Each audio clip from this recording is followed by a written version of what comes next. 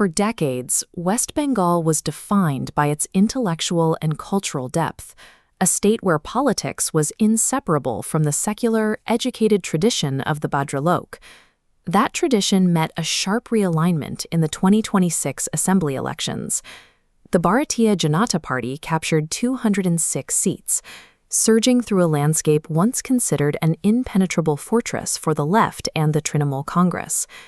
This shift was driven by the vacuum theory, the idea that successive regimes created systemic voids in governance, economic growth, and public safety. When these voids became too wide to ignore, the political ground shifted to whichever force could fill them. Since 1947, Bengal has cycled through ideologies faster than almost any other major state. From the early dominance of Congress to 34 years of leftist rule and the subsequent rise of the TMC, the state has functioned as a high-stakes laboratory for Indian democracy. The 2026 verdict reflects the latest rupture in this history. In the presidency division alone, the TMC's hold was more than halved, signaling that a 75-year-old social contract had finally reached its breaking point. By examining these specific governance failures, we can see how the interaction between public demand and strategic political supply creates a new model for electoral dominance. In 1977, the Left Front took power on a wave of rural hope. They delivered genuine land reform through Operation Barga, a project that built deep loyalty among the peasantry and secured the party's foundation for a generation.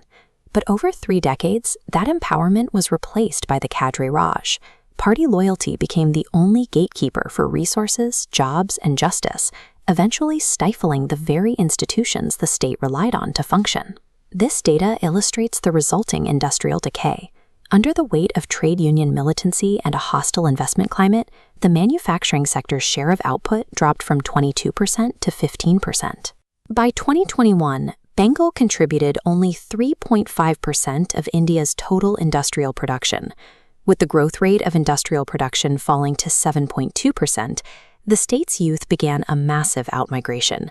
Families were left watching their children leave for jobs in states that had once looked to Bengal for leadership. The moral rupture occurred at Singor and Nandigram. When the government used force against the farmers it claimed to protect, the left's foundational authority collapsed, leaving the first major political vacuum in decades. By prioritizing party control over industrial survival, the left dismantled the state's economic base, paving the way for the Poribortan, the change, promised by Mamata Banerjee. Mamata Banerjee filled that void in 2011 as a street fighter. She brought a new vocabulary of welfare and energy, promising to revitalize a state that had spent years in stagnation. However, the structural patterns of the past persisted. The Cadre Raj was simply rebranded as the Syndicate Raj, a system where local strongmen controlled everything from construction contracts to sand mining through extortion and tolabazi. This gave rise to cut money. Party workers began demanding a percentage of the cash transfers intended for the poor, siphoning off government grants before they could reach the citizens who needed them most. Corruption soon reached the school system. A high-profile recruitment scam revealed that thousands of teaching jobs had been sold for cash, alienating a middle class that still viewed education as the only path to dignity. Popular welfare schemes like Lakshmir Bandar provided immediate relief, but they couldn't address the growing vacuum of physical safety and fair employment created by the syndicate system. The tipping point came in 2024. The RG car tragedy shifted the focus of women voters from welfare to safety. The perception that the government lacked empathy for the victim created a rupture that financial assistance alone could not fix. The BJP responded with a supply-side strategy focused on central leadership. By projecting the image of Narendra Modi, they offered a credible, disciplined alternative to the localized chaos of the Syndicate Raj. They also targeted long-standing identity wounds. By promising citizenship to the Matua community through the CAA, the BJP successfully addressed emotional and existential concerns that had been ignored for decades. The economic data shows the scale of the aspiration gap.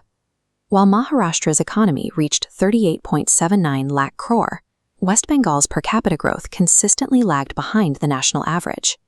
The BJP framed itself as the party of chakri, of jobs and industrial revival. This led to a widespread consolidation of the Hindu vote across caste and linguistic lines, effectively dismantling the traditional social coalition that had kept the TMC in power. The 2026 result was a perfect storm, where the public's demand for safety and growth finally met a political organization capable of filling the state's governance vacuum. Bengal's history suggests that whenever one party dominates completely, institutional decay and political violence follow. The electorate has now forced a pivot, but the risks of a new monolithic power remain. The state stands at a crossroads.